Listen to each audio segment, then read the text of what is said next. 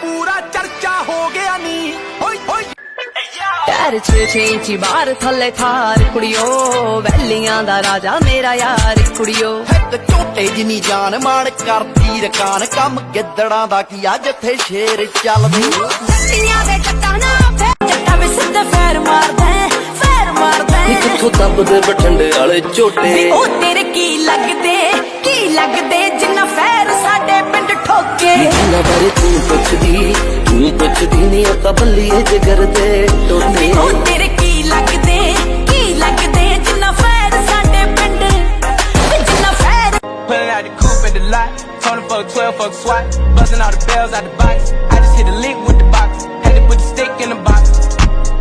Pour up your whole damn seal, I'ma get lazy.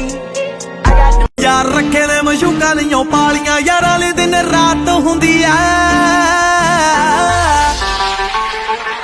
ਹੋ ਗੱਲ ਛੋਟੀ ਹੋਵੇ ਚਾਹੇ ਹੋਵੇ ਵੱਡੀ ਨਹੀਂ ਸਾਡੀ ਤਾਂ ਵਾਰ ਰਾਤ ਹੁੰਦੀ ਐ